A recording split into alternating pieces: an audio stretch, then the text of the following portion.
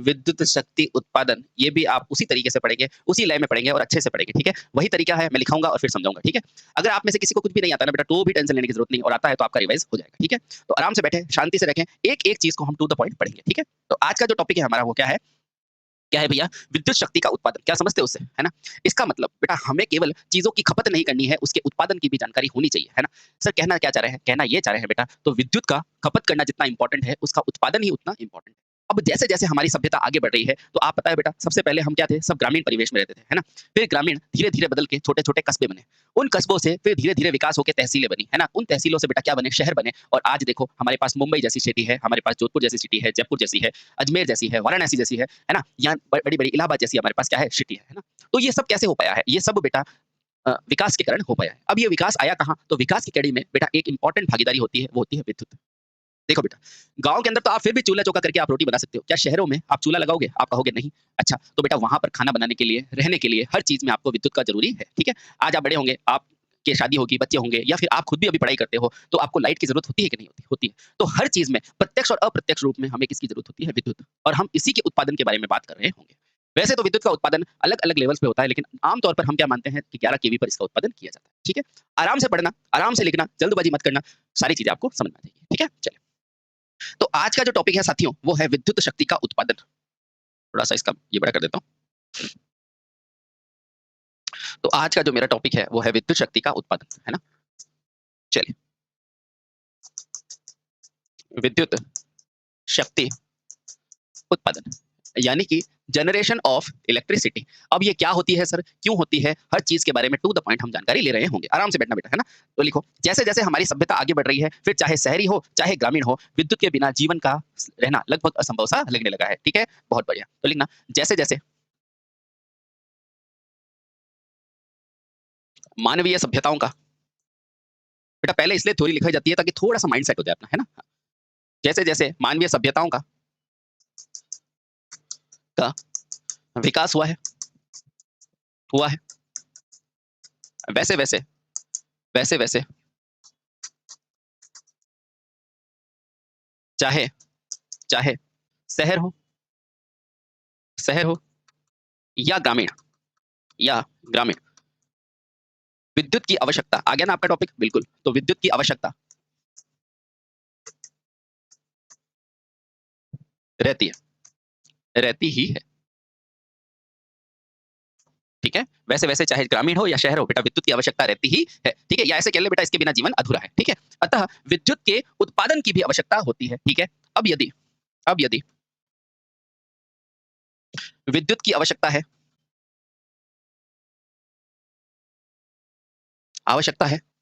तो स्वाभाविक रूप से बेटा क्या है? तो आप कहेंगे स्वाभाविक रूप से हमें अब पता है ऊर्जा उत्पन्न होती है ना नष्ट होती है, ये केवल एक से दूसरे में रूपांतरित होती है, बिल्कुल सही है। तो स्वाभाविक रूप से क्या करना ज़रूरी है? बेटा विद्युत का उत्पादन करना भी ज़रूरी है। विद्युत का उत्पादन करना भी ज़रूरी है, बहुत बढ़िया, ठीक है? तो आपको समझ में आया कि हम क्यों इसका जनरेट करके ठीक है? अब आप कहेंगे चलो उत्पादन तो कर दिया, आप किस-किस काम में यूज़ करोगे? तो लिखो, चाहे बेटा आपको क्या करना हो, चाहे शीतलन का काम करना हो या ऊष्मीय प्रक्रिया हो या भोजन का करो, प्रत्यक्ष या अप्रत्यक्ष रूप से विद्युत की आवश्यकता होती है, अभी बताते हैं। तो लिखो, चाहे कार्य शीतलन संबंधी हो, अभी बताते हैं बेटा ये क्या है?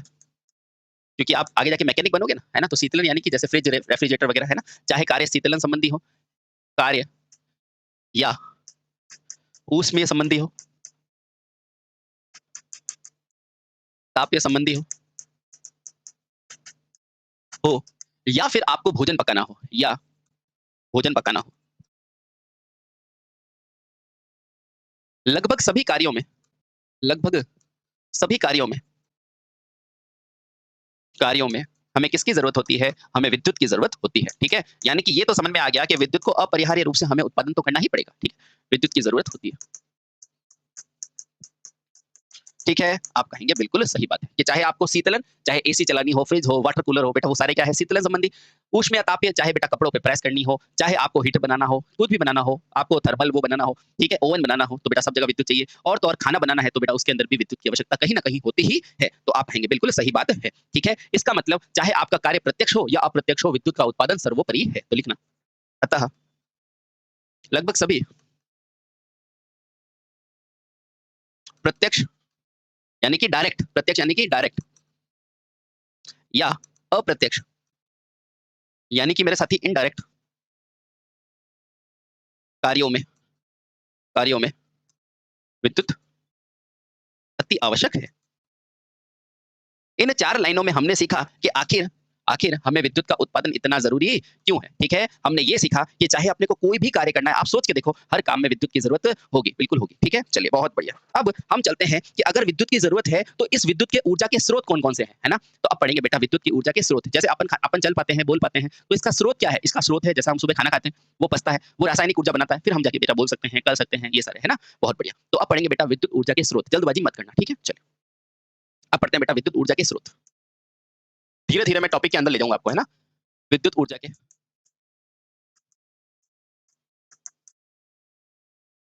स्रोत, यानी कि मैं कह सकता हूँ सोर्स ऑफ इलेक्ट्रिकल एनर्जी। कौन-कौन से विद्युत ऊर्जा के क्या है बेटा? स्रोत है, ठीक है? तो लिखना बेटा। इससे पहले, ठीक है? हमें ये जानना है कि ऊर्जा क्या है, ठीक है? सबसे पहले विद्युत ऊर्जा के स्रोत जानेंगे, उससे पहले हम क्या जानेंगे? ये ऊर्जा क्या है भैया? आपका जो टॉपिक है, ये विद्युत शक्ति, इसमें बेटा ऊर्जा क्या है? क्या पूछेगा? ऊर्जा क्या है, ठीक है? तो ध्यान रखना बेटा, यहाँ से 2 शब्द अपने को समझने हैं पहले, ठीक है? आराम से। विद्युत ऊर्जा के स्रोत से, यानी कि स्रोत से, माध्यम से हमें क्या मिलेगी? हमें मिलेगी बेटा क्या? ऊर्जा। तो अब शब्द है कि ये ऊर्जा भला क्या है, ठीक है? अब ये शब्द है कि ये ऊर्जा क्या है? तो ध्यान रखना बेटा, ये ऊर्जा क्या है? तो ऊर्जा वास्तव में क्या है? पदार्थ का गुण है, जो कि पदार्थ के कार्य करने की क्षमता को प्रदान करता है। तो अब हम समझेंगे बेटा इस ऊर्जा को, कि सर हमें पहले इसके स्रोत समझने से पहले समझना पड़ेगा, स्रोत देंगे क्या तो आप कहोगे ऊर्जा। अब ये ऊर्जा क्या है? तो ध्यान रखना, ऊर्जा क्या है? पदार्थ का गुण। यह पदार्थ का गुण है, जो किसी कार्य को किसी कार्य को करने की क्या करता है बेटा? क्षमता प्रदान करता है। क्षमता प्रदान क्या करता है बेटा? किसी कार्य को करने की क्षमता प्रदान करता है ना? बहुत बढ़िया। अब ये कार्य करने की क्षमता होगी, तभी जाके बेटा आप कोई कार्य कर पाओगे। कौन-सा कार्य सर? तो कार्य भी बेटा क्या होती है? एक प्रकार की ऊर्जा ही होती है, और बेटा इस चैप्टर का नाम क्या है? विद्युत। इसका मतलब क्या है? हमें वैसे स्रोत चाहिए जिसकी मदद से क्या करें? विद्युत ऊर्जा को उत्पन्न कर पाएँ। ठीक है? तो लिखो, नोट करके लिखना बेटा यहाँ पर। ज्ञात रहे, क्या ज्ञात रहे सर? कि कार्य भी एक प्रकार की ऊर्जा होती है ना? सर कैसे, हम कैसे माने? तो अभी मैं मनाता हूँ, होती है। देखो बेटा, ऊर्जा की इकाई क्या होती है? जूल होती है ना? हाँ, उसी तरह बेटा ध्यान रखना, कार्य की इकाई भी क्या होती है? जूल ही होती है। अब ये भूल मत जाना कि दोनों की इकाई जूल होती है। ठीक है? क्या समझे? हमें ये समझ में आया सर, कार्य करने के लिए जो क्षमता चाहिए, वास्तव में वो क्षमता कौन प्रदान करता है? यही ऊर्जा प्रदान करता है, और इन दोनों की इकाई क्या होती है? जूल होती है। ठीक है? बहुत सही। अतः हमें ये पता चल गया कि विद्युत ऊर्जा उत्पादन करने के लिए हमें किसकी ज़रूरत होगी? हमें ईंधन की ज़रूरत होगी, हमें किसी माध्यम की ज़रूरत होगी। ठीक है? तो लिखो पहले। ठीक है? अच्छा, अतः हमें विद्युत ऊर्जा निकालने के लिए, हमें विद्युत शक्ति के उत्पादन करने के लिए, किसकी शक्ति बेटा? विद्युत शक्ति। यहाँ से हमें ये समझ में आया कि हमें विद्युत शक्ति के क्या करना है बेटा? उत्पादन के लिए किसकी ज़रूरत होती है? ऊर्जा की। समझ में आया? आया। अब आओ। यानी कि सर हमें क्या समझ में आया? हमें यहाँ तक ये समझ में आया मेरे भाई, हमें ये है कि अगर मुझे विद्युत शक्ति चाहिए, अब ये शक्ति क्या है? अभी बताता हूँ। पहले ये समझो, अगर विद्युत शक्ति का मुझे क्या करना है बेटा? उत्पादन करना है। इसका क्या करना है बेटा? उत्पादन करना है। तो उत्पादन करने के लिए हमें क्या ज़रूरत होगी बेटा? ऊर्जा की ज़रूरत होगी, और यही ऊर्जा हमें कौन देगा? यही ऊर्जा विद्युत के स्रोत प्रदान करेंगे। ये ऊर्जा कौन देगा? तो आप कहोगे स्रोत प्रदान करेंगे। अब कौन-कौन से होंगे वो सब पढ़ेंगे, डोंट वरी, ठीक है? हाँ, बहुत सही। अब ध्यान रखना बेटा, विद्युत शक्ति चाहिए तो बेटा क्या करना पड़ेगा? उत्पादन, और उत्पादन क्या होगा? ऊर्जा से। अब ऊर्जा क्या होती है? तो यहाँ से ध्यान पड़ा कि ऊर्जा होती है कार्य करने की क्षमता। ठीक है? और बेटा ये जब ऊर्जा आपके पास आ जाएगी, तो बेटा ध्यान रखना, इसी ऊर्जा के बाद अपने को कार्य करने की क्या मिलेगी? शक्ति मिलेगी, और इसीलिए बेटा इस शक्ति को क्या कहा जाता है मेरे भाई? तो ध्यान रखना, ये जो शक्ति होती है वो क्या होगी? ध्यान रखना। तो शक्ति वास्तव में क्या होती है? P, और ये बेटा क्या होती है? W/T, और ये W भी बेटा एक प्रकार की क्या होती है? ऊर्जा होती है। तो ध्यान रखना बेटा, शक्ति क्या होती है? शक्ति होती है कार्य करने की दर। ये दर, बहुत बढ़िया। समझ में आया? तो इन दोनों चीज़ों को बेटा हमेशा अपने दिल में रखना कि अगर मुझे विद्युत शक्ति का उत्पादन करना है, तो मुझे ऊर्जा की ज़रूरत होगी। ये ऊर्जा स्रोत से मिलेगा, कौन से वो मैं पढ़ाऊँगा, ठीक है? जब ये ऊर्जा आ जाएगी, तो मुझे विद्युत शक्ति मिल जाएगी, ठीक है? बहुत बढ़िया, ठीक है? हाँ, तो यहाँ से मुझे समझ में आया, अतः लाइन से पढ़ना बेटा आराम से, चैप्टर की शुरुआत बड़ी धीरे की करनी चाहिए, ताकि सारी चीज़ें अपने दिमाग में एक फ्रेम में आ जाए, ठीक है? आओ। अतः विद्युत अगर आप स्टार्टिंग नहीं पढ़ोगे, फिर जब मैं बीच में कोई वर्ड लाऊँगा, तो बेटा आप फिर कन्फ्यूज़ हो जाओगे ये क्या है ना? इसलिए हमेशा टीचर पढ़ाए वैसे पढ़ना चाहिए आराम से, ठीक है? अतः विद्युत शक्ति उत्पादन के लिए एक बार पढ़ो पेशेंसफुली और कंप्लीट कर लो, ठीक है? विद्युत शक्ति उत्पादन के लिए किसकी ज़रूरत होती है? ऊर्जा की आवश्यकता होती है, ऊर्जा की आवश्यकता होती है। अब यहाँ तक साथी आपने जान लिया कि ये शक्ति क्या होती है और ये ऊर्जा क्या होती है। अब बेटा आप जानेंगे कि अगर ये ऊर्जा इतनी महत्वपूर्ण है, तो बताओ ऊर्जा के स्रोत कितने प्रकार के होंगे? ऊर्जा नहीं, क्योंकि ऊर्जा तो बेटा ना तो उत्पन्न होती है, ना नष्ट होती है। ऊर्जा के स्रोत अलग-अलग प्रकार के होते हैं। तो अब पढ़ेंगे बेटा ऊर्जा के स्रोत। अब ये ऊर्जा कहाँ से मिलेगी? देखो बेटा ऊर्जा कहाँ से मिलेगी? इन स्रोतों से। अब पढ़ेंगे ऊर्जा के स्रोत। तो अब मेरे पास आया बेटा ऊर्जा के स्रोत। तो देखो बेटा, देखो, आप अपनी बात करो, है ना? क्या अपन गाड़ियाँ चलाते हैं? बिल्कुल चलाते हैं। अपने पिताजी हुए, चाचा जी हुए, बेटा वो भी गाड़ियाँ चलाते थे, बिल्कुल चलाते थे। उनके पिताजी भी चलाते थे, बिल्कुल चलाते थे। लेकिन मुझे ये बताओ, तो कुछ स्रोत तो ऐसे हैं, जैसे कि मैं बाइक चला रहा हूँ, है ना? तो मैं बाइक चला रहा हूँ, ठीक है? तो उसमें क्या डालोगे? पेट्रोल, बहुत बढ़िया, अच्छा। आपके पिताजी बाइक चलाते थे, बेटा वो भी पेट्रोल डालते थे, दादाजी भी डालते थे, है ना? ये तो आपने देखा है ना? बहुत बढ़िया। अच्छा, आप आज की दुनिया में बेटा क्या है, सौर ऊर्जा को एक चला रहे हो। सौर ऊर्जा होती है ना, सौर की प्लेटें लगती है आजकल, है ना? क्या आपके पिताजी लगाते थे? मान लो लगाते होंगे। क्या उनके दादाजी लगाते थे? नहीं। क्या उनके पिताजी लगाते थे? नहीं। तो बेटा यहाँ से ही हमारे पास 2 चीज़ें आई। एक आया परंपरागत ऊर्जा स्रोत, जो हमारी परंपराओं से चलता आ रहा है, जैसे कि पेट्रोल, जैसे कि कोयला। समझ में आया? और ये परंपरा वाला क्या है, खत्म हो जाता है। अब देखो खाना बनाया, पेट्रोल खत्म, और पेट्रोल को एक बार भराते हो, खत्म हो जाता है, वापस भराते हो ना? क्या ऐसा तो है ना कि भैया एक बार ₹100 का भरा दिया पूरे साल चलेगा, है ना? ऐसा नहीं होता ना। तो जो ऊर्जा को वापस नहीं बनाया जा सकता है, उन्हें क्या कहते हैं बेटा? अनवीनीकरण ऊर्जा स्रोत, और यही क्या कहलाते हैं बेटा? परंपरागत। ठीक है? बहुत बढ़िया। अब इसको परंपरा से चलते आ रहे हैं, जैसे कि पेट्रोल, डीजल वगैरह, है ना? और मैंने एक एग्जांपल क्या लिया? अपरंपरागत, है ना? इसका मतलब क्या है? आप आज के टाइम में बेटा क्या कर रहे हो? आप सौर को यूज़ कर रहे हो, क्या अपने दादाजी करते थे? नहीं। इसका मतलब वो क्या है? अपरंपरागत स्रोत हो गया, ठीक है? आराम से पढ़ना बेटा, सारी चीज़ें आपकी खोपड़ी में चली जाएगी, बस शांति रखना, ठीक है? अच्छा। तो यहाँ से मुझे पता चला कि ये स्रोत कितने प्रकार के होंगे मेरे भाई, तो ये होंगे 2 प्रकार के। कितने प्रकार के? 2। एक होगा परंपरागत ऊर्जा स्रोत और एक होगा अपरंपरागत स्रोत। पहला क्या होगा? परंपरागत ऊर्जा स्रोत। और आज के बाद बेटा कभी कन्फ्यूजन नहीं होगा कि ये परंपरागत है या अपरंपरागत है, लेकिन शांति रखना है ना, आराम से तसल्ली से पेशेंसफुली सुनना मुझे। बी, अपरंपरागत ऊर्जा स्रोत।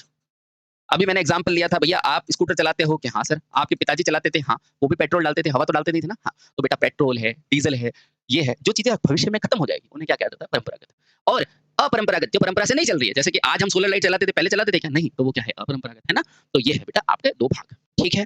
अब मैं पहले पढ़ाऊंगा बेटा आपको परंपरागत अच्छे से, फिर पढ़ाऊंगा अपरंपरागत। बोलो ठीक है? आप कहेंगे बिल्कुल सर, 100% ये बात ठीक है, ठीक है? चलिए, तो अब बेटा आराम से चलते हैं, आपका पहला हिस्सा है परंपरागत ऊर्जा स्रोत। परंपरागत ऊर्जा स्रोत, थोड़ा हिंदी इंग्लिश में एडजस्ट कर लेना, है ना? ऊर्जा स्रोत। अच्छा, अब पहला शब्द यही आएगा, सर ये कहना क्या चाह रहा है? तो ध्यान रखना बेटा, इसको अंग्रेजी नाम क्या कहते हैं? कन्वेंशनल ऊर्जा स्रोत, जो कन्वेंशन से चल रहा है ना, कन्वेंशनल। या इसको रहने दो, है ना? आप सिंपल ये ध्यान रखो बेटा, एक चीज़ याद रखा करो, इससे कन्फ्यूजन नहीं होता। परंपरागत ऊर्जा स्रोत, है ना? ठीक है। तो ध्यान रखना, पहली डेफिनिशन, आसान सी डेफिनिशन जो लिखो, क्या लिखेंगे बेटा? ऐसे ऊर्जा स्रोत जिसका नवीनीकरण नहीं हो सकता। ये क्या था? इसका मतलब जिन्हें वापस नहीं बनाया जा सकता। लिखो, आराम से लिखो, समझ में आएगा। तो लिखना पहला, ऐसे ऊर्जा स्रोत स्रोत जिसका जिसका नवीनीकरण यानी कि पुनः निर्माण, नवीनीकरण, ब्रैकेट में लिखो बेटा, पुनः निर्माण नहीं होता है, नहीं होता है। बोलो बेटा पहले में कोई डाउट आया? आप कहोगे नहीं, कोई डाउट नहीं है, ठीक है? बहुत सही। या ऐसा कह सकते हैं बेटा, जो भविष्य में क्या हो जाएँगे? खत्म हो जाएँगे, परंपरागत ऊर्जा स्रोत कहलाते हैं, ठीक है? दूसरी परिभाषा लिखो, ये ऐसे ही याद करना बेटा, या ऐसे ऊर्जा स्रोत स्रोत जो भविष्य में क्या हो जाएँगे बेटा? खत्म हो जाएँगे, खत्म हो जाएँगे। ठीक है? पेट्रोल रोड डलाते हो ना? हाँ, तो देखा। तो 2 डेफिनिशन मुझे समझ में आई, परंपरागत क्या होगा कि ये ऊर्जा स्रोत बेटा नवीनीकरण संभव नहीं है, पुनः निर्माण संभव नहीं है। क्या कोयले को आप क्या फ्रिज में रख के या कहीं से भी वापस उड़ा सकते हो क्या? पेड़ से उगा सकते हो क्या? नहीं, कोयला तो वही होगा बेटा, पहले इंसान मरेगा और पेड़-पौधे जलेंगे, या फिर बेटा जो पशु-पक्षी मरते हैं, तो उसके बाद में उसके अवशेष मिट्टी में दबते हैं और बाद में जाके कोयला बनता है। ठीक है? समझ में आया? तो जिनका पुनः निर्माण संभव नहीं है, या फिर बेटा जो भविष्य में खत्म होने वाले हैं, उन्हें क्या कहोगे मेरे भाई? उन्हें आप कहोगे परंपरागत ऊर्जा स्रोत। बोलो भैया कोई दिक्कत आई क्या? नहीं। एक और परिभाषा लिखो बेटा, आसान शब्दों में समझे, कि एक बार उपयोग लेने के बाद इन्हें पुनः पुनः उपयोग में नहीं लाया जा सकता है। एक और लिखो, या ऐसे ऊर्जा स्रोत, बेटा आप भले कितना ओवर कॉन्फिडेंस करो लेकिन यहाँ पर आप आंसर गलत देते हो, कब? जब एग्जाम में आएगा, इसलिए शांति से पढ़ो, है ना? या ऐसे ऊर्जा स्रोत जिसका जिसका एक बार प्रयोग के पश्चात प्रयोग के पश्चात क्या बेटा? पुनः निर्माण संभव नहीं है, ठीक है?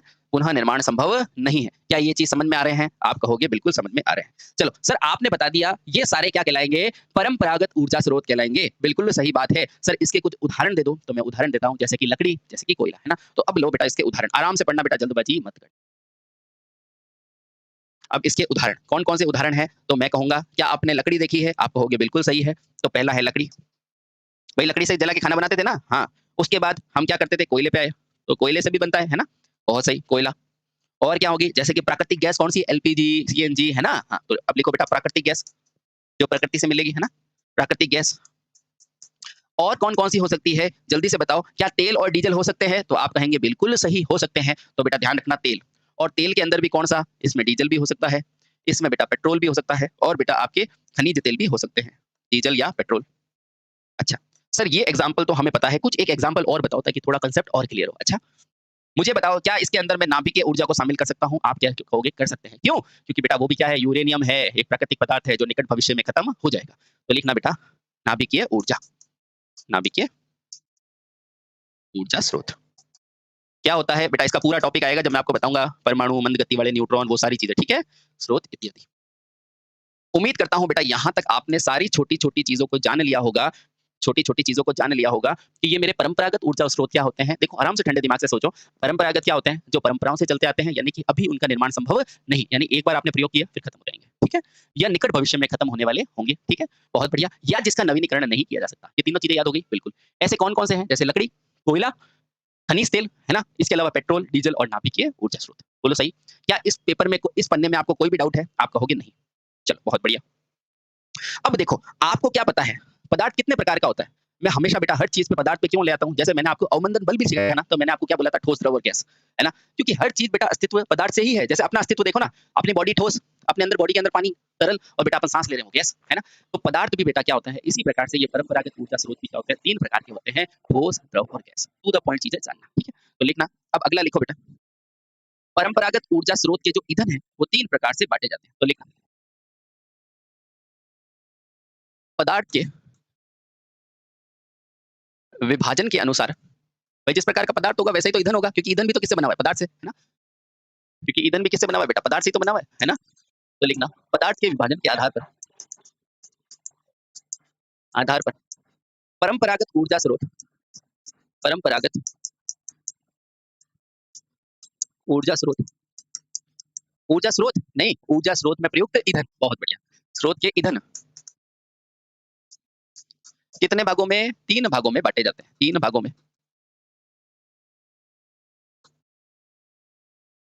अब आप मुझे कहो ये ईंधन है, ये क्या है? ईंधन है। तो बताओ कितने प्रकार के पदार्थ? तो आप कहोगे 3, तो ये भी होंगे 3। तो पहला कौन-सा होगा? पहला होगा वही आपका ठोस ईंधन,